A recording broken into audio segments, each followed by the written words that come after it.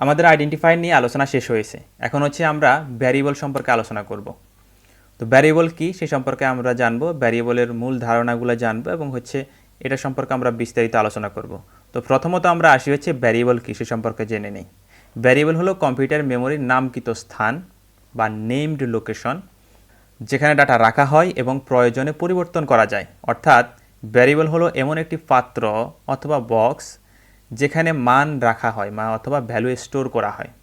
আমরা যদি ইংরেজিতে এভাবে বলি, অর্থাৎ ইংরেজিতে যদি আমরা সংজ্ঞাটা বলি তাহলে এভাবে হয়, in programming A variable is a named store location in a computer memory that hold a value.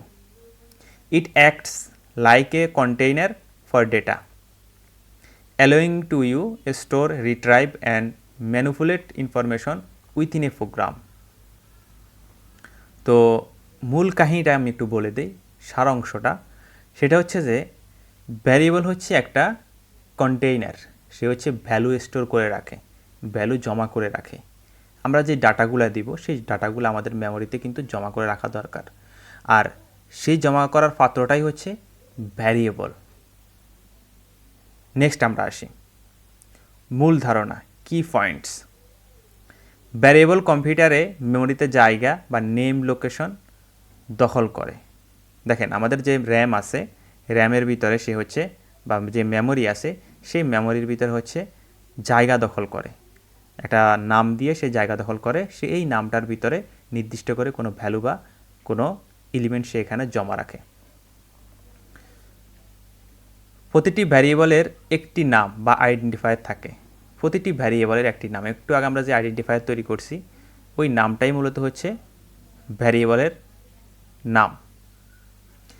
ভ্যারিয়েবলের ভিতরে থাকা মান পরিবর্তনযোগ্য, ভ্যারিয়েবলের ভিতরে যে মানটা থাকবে সেটা আমরা চাইলে পরিবর্তন করতে পারবো। নেক্সট আমরা আসি, ভ্যারিয়েবল ব্যবহার করলে সরাসরি মেমোরির ঠিকানা অ্যাড্রেস মনে রাখতে হয় না। অর্থাৎ আমরা যে ভ্যারিয়েবলটা তৈরি করি তার এগেইনস্টে একটা কিন্তু অ্যাড্রেস নাম্বার থাকে, সেই অ্যাড্রেস নাম্বারটা আসলে আমাদের মনে রাখা সম্ভব হয় না, বিদায় হচ্ছে আমরা ভ্যারিয়েবলের নামটা দিয়ে থাকি বা আইডেন্টিফায়ারের নামটা দিয়ে থাকি। তাহলে আমরা যদি ওই নামটা দিয়ে থাকি, ওই নামটাই তো আমাদেরকে মনে রাখা দরকার, তাহলে আমাদেরকে আর অ্যাড্রেস নাম্বার কিন্তু মনে রাখা দরকার না। আর অ্যাড্রেস নাম্বারটা কিন্তু অনেক কষ্টসাধ্য একটা বিষয়, কারণ এখানে হেক্সাডেসিমাল সংখ্যায় অ্যাড্রেস নাম্বারটা দেওয়া থাকে অথবা অন্য কোনো নাম্বার সিস্টেমে দেওয়া থাকে, যেটা আমাদের আসলে মনে রাখা সম্ভব না। যার কারণে আমরা আলফাবেট দিয়ে বা আলফাবেট অথবা হচ্ছে ডিজিটের সমন্বয়ে আমরা নিজেদের মতো করে একটা নাম তৈরি করে নিই বা আইডেন্টিফায়ার বানাইয়ে নিই, যেটা হচ্ছে ভ্যারিয়েবল হিসেবে আমরা ইউজ করি। এখন আসি হচ্ছে রুলসগুলা, ভ্যারিয়েবলের যে রুলসগুলা সেগুলো নিয়ে আমরা আলোচনা করব। ভ্যারিয়েবলের নিয়ম, ভ্যারিয়েবল হলো মেমোরিতে ডেটা রাখার নামকৃত স্থান, সেটা আমরা অলরেডি জানি। ভ্যারিয়েবলের নিয়ম কিছুটা আইডেন্টিফায়ারের সাথে মিল আছে, কারণ ভ্যারিয়েবলও একটি আইডেন্টিফায়ার। তাহলে দেখেন এখানে কিন্তু এসে কিন্তু আপনারা আবার এলোমেলো করে ফেলেন না, ভ্যারিয়েবল আইডেন্টিফায়ার এই দুইটাকে আবার একসাথে করে ফেলেন না, অর্থাৎ ভ্যারিয়েবল আইডেন্টিফায়ার এই দুইটাকে আপনারা সংমিশ্রণ করে ফেলেন না, বা কনসেপ্ট আপনাদের যাতে এক ন হয়ে যায় অথবা আপনারা যাতে কনফিউশন না হন, সেজন্য আমি বলতেছি যে ভ্যারিয়েবলের যে নামটা সেটাই আইডেন্টিফায়ার। তার মানে ভ্যারিয়েবলের একটি কি আইডেন্টিফায়ার, যেমন আমি বললাম যে হচ্ছে নাম্বার, নাম্বারটা এটা কিন্তু একটা নাম, আর এটাকেই আমরা ভ্যারিয়েবল বলে থাকি। মানে এটার ভিতরে আমরা যখন ভ্যালু রাখি, কোনো কিছু ভ্যারি করে, সেটাই হচ্ছে আমাদের মূলত হচ্ছে ভ্যারিয়েবল। এখন ভ্যারি করুক বা না করুক সেটা হচ্ছে পরের বিষয়, অর্থাৎ ভ্যালু রাখুক বা না রাখুক সেটা পরের বিষয়, কিন্তু আপনি যে নামটা ডিক্লেয়ার করে দিলেন সেই নামটা নিয়ে একটা ডেটা টাইপ থাকে অবশ্যই, সেই ডেটা টাইপ সহ হচ্ছে এটাকে আমরা ভ্যারিয়েবল বলে থাকি। এখন আসি হচ্ছে ভ্যারিয়েবলের যে রুলসগুলো আছে সেগুলো নিয়ে আমরা আলোচনা করব।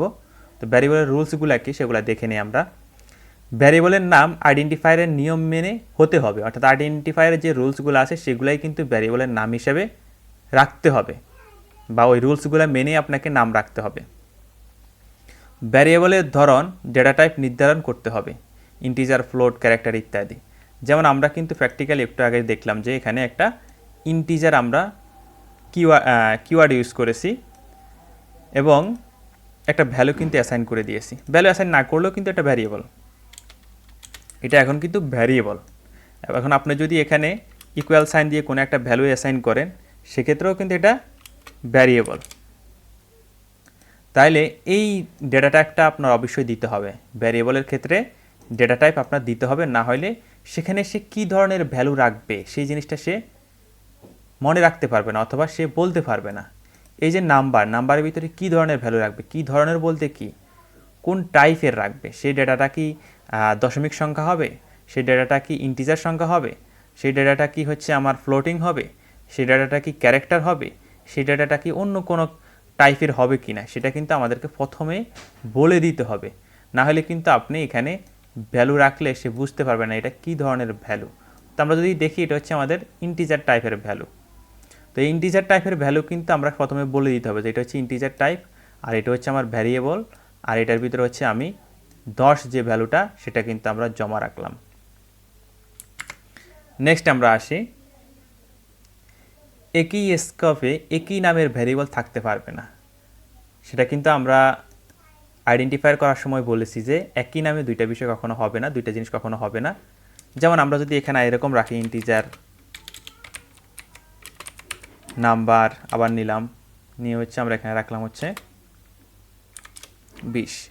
দেখেন আগে কিন্তু নাম্বার নামে অলরেডি একটা ডিক্লেয়ার করে ফেলছেন, এখন আর একটা ডিক্লেয়ার করতেছেন, এটা কখনো হবে না, এটা ইনভ্যালিড বা এটা রুলসের ভিতরে পড়ে না, এটাতে ইনভ্যালিড দিবে, সে কনফিউশন হয়ে যাবে যে কোনটা আসলে তার সঠিক নাম। মানে আমি যদি এখানে 10 রাখি, সে তখন চিন্তা করবে যে এখানে তো ভেরিয়েবলটা আরেকটা আছে সেম নামে, তখন কোন মেমোরি লোকেশনে সে যাবে এটা নিয়ে কিন্তু আমার কম্পাইলার কিন্তু কনফিউশন হয়ে যাবে এবং এখানে তার ভিতরে একটা জটিল চিন্তা তৈরি হবে, যার কারণে হয়তোবা আমার প্রোগ্রাম ভুল দিতে পারে।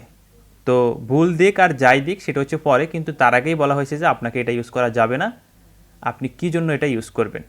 তার মানে তাদের রুলস আপনি কিন্তু ব্রেক করতেছেন, তো এই রুলস ব্রেক করা যাবে না।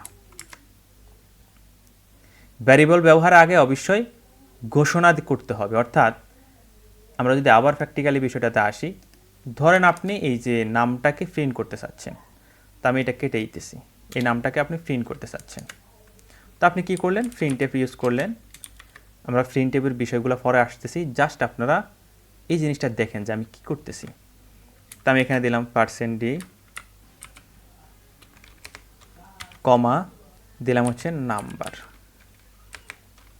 এই জিনিসটা কিন্তু ভ্যালিড, কারণ আপনি অলরেডি নাম্বার নামে একটা ভ্যারিয়েবল ডিক্লেয়ার করছেন এবং সেই ডিক্লেয়ারকৃত ভ্যারিয়েবলটা আপনি হচ্ছে এখানে ইউজ করতেছেন। এখন এখানে কেন ইউজ করতেছেন, প্রিন্টএফ কেন দিলেন, সেই বিষয়গুলো আমি পরে আসতেছি, আর সেটাকে আমি শর্টে বলে দিতেছি। আমি আউটপুটে এই ভ্যালুটা দেখতে চাচ্ছি, আমার টার্মিনালের আউটপুটে আমি সেটা দেখতে চাচ্ছি, তো সেজন্য হচ্ছে আমি নাম্বারটা ইউজ করছি। এখন আমি যদি এরকম দিতাম যে এখানে নেম দিলাম, নেম, এখন নেম নামে তো কোনো ভ্যারিয়েবল ডিক্লেয়ার করাই নেই, তাহলে আপনি এটাকে কীভাবে ইউজ করবেন? যদি ডিক্লেয়ারই করা না থাকে আপনি কীভাবে ইউজ করবেন? আপনি ঘোষণাই দেন নাই যে এরকম কোনো ভ্যারিয়েবল আছে কিন্তু আপনি ইউজ করতেছেন, আর এটাকেই বলে হচ্ছে ভ্যারিয়েবল ডিক্লারেশন করতে হবে প্রথমে, তারপরে হচ্ছে আপনাকে এটা ইউজ করতে হবে। তাহলে আমরা হচ্ছে আমাদের সেই স্লাইডে চলে আসি। এই যে পয়েন্টটা, এই পয়েন্টটার কথা আমি বলেছি এতক্ষণ।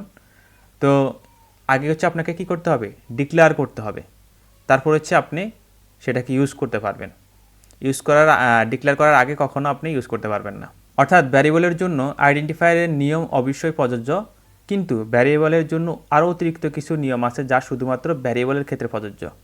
তার মানে হচ্ছে ভ্যারিয়েবলের ক্ষেত্রে আমাদের আইডেন্টিফায়ারের যে রুলসগুলো ছিল, আমরা যে আইডেন্টিফায়ারের রুলস নিয়ে পড়াশোনা করছি, সেই রুলসগুলো অবশ্যই লাগবে, প্রত্যেকটা জিনিসই লাগবে, কিন্তু এর সাথে আরও কিছু অ্যাড হয়েছে। সেটা হচ্ছে কি, যেমন হচ্ছে ডেটা টাইপ নির্ধারণ করা, তারপর হচ্ছে ভ্যারিয়েবল ডিক্লারেশন করা, একই স্কেপে হচ্ছে আমরা দুইটা ভ্যারিয়েবল রাখতে পারবো না।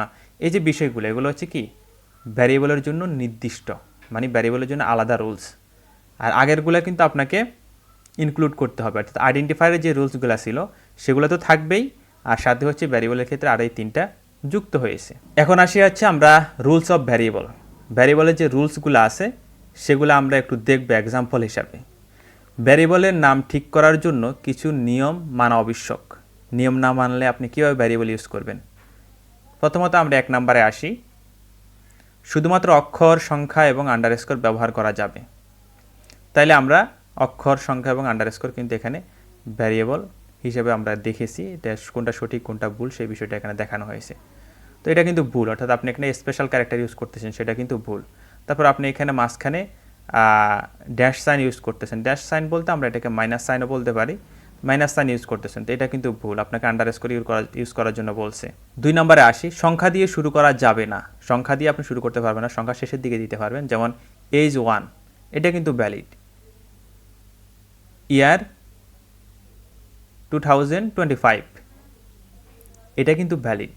অথবা ধরেন 225, অথবা 10, অথবা 9, অথবা 25, সেটা কোনো বিষয় না। আপনি এখানে যেই সংখ্যাটাই দেন সেটা কিন্তু শেষের দিকে দিতে হবে, সংখ্যাটা প্রথম দিকে দেওয়া যাবে না। তো ভুল নিয়মটা কোনটা? এটাই, যে এখানে আপনি প্রথম দিকে সংখ্যা দিতেছেন। তার পরবর্তীতে আমরা আসি কিওয়ার্ড। ওই যে আমরা বললাম যে কিওয়ার্ডগুলো কিন্তু আপনি ইউজ করতে পারবেন না। যেমন আমরা হচ্ছে ইন্টিজার, ফ্লোট, রিটার্ন, বিভিন্ন যে কিওয়ার্ডগুলো আছে, অর্থাৎ 32টা কিওয়ার্ড। খেয়াল রাখতে হবে সি প্রোগ্রামিংয়ে 32 কিওয়ার্ড, 32টা কিওয়ার্ড। এই 32টা কিওয়ার্ডের ভিতরে আপনি কোনো কিওয়ার্ডকে ভ্যারিয়েবল হিসেবে ডিক্লেয়ার করতে পারবেন না, এবং হচ্ছে আইডেন্টিফায়ার হিসেবেও না। তাহলে এই যে কিওয়ার্ডগুলো আছে সেগুলো ইউজ করতে পারবেন না। সেটা কিন্তু আমি প্র্যাকটিক্যালি দেখাইছি, যে এখানে আপনি নামের পরিবর্তে আপনি চাচ্ছেন যে আপনি রাখবেন হচ্ছে ভ্যারিয়েবলের নামটা বা আইডেন্টিফায়ারের নামটা রাখবেন হচ্ছে রিটার্ন। এটা কিন্তু ভ্যালিড না, এটা ইনভ্যালিড। তো সে কথাটাই এখানে বলা হয়েছে যে আপনি কিওয়ার্ড হিসেবে ইউজ করতে পারবেন না, মানে কিওয়ার্ডটা আপনি ইউজ করতে পারবেন না। নাম অর্থবোধক ও বোধগম্য হওয়া উচিত, যাতে করে এটা অর্থবোধক, মিনিং হয়। মিনিংলেস কোনো কিছু করা যাবে না। যেমন টোটাল মার্কস, এটা কিন্তু আমরা বুঝতেছি সে হচ্ছে এখানে টোটাল যে নাম্বারগুলো আছে সেগুলো রাখবে, যোগ টোগ করে যাই হোক যে কিছু একটা রাখবে। এখানে স্টুডেন্ট এইজগুলো রাখবে। কিন্তু ভুল নিয়ম হচ্ছে আপনি যদি x1 অথবা a এভাবে দেন তাহলে সেটা কিন্তু ভুল, সেটা বুঝতে সমস্যা। আসলে x1 দিয়ে আপনি কী বোঝাচ্ছেন, a দিয়ে আপনি কী বোঝাচ্ছেন, সে বিষয়টা কিন্তু আমাদের ঠিক রাখতে হবে। তারপর হচ্ছে কেস সেন্সিটিভ, এই বিষয় নিয়ে কিন্তু আমরা আলোচনা করছি অলরেডি। বড় হাতের এবং ছোটো হাতের কিন্তু ভিন্নতা আছে, যার কারণে হচ্ছে এটা কিন্তু আপনি আলাদা আলাদা দুইটা ভেরিয়েবল হিসেবে মেনে নিতে হবে। তারপরে আমরা আসি হচ্ছে নেমিং কনভারসেশন অথবা হচ্ছে স্টাইল। তো নেমিং কনভারসেশনগুলো কি?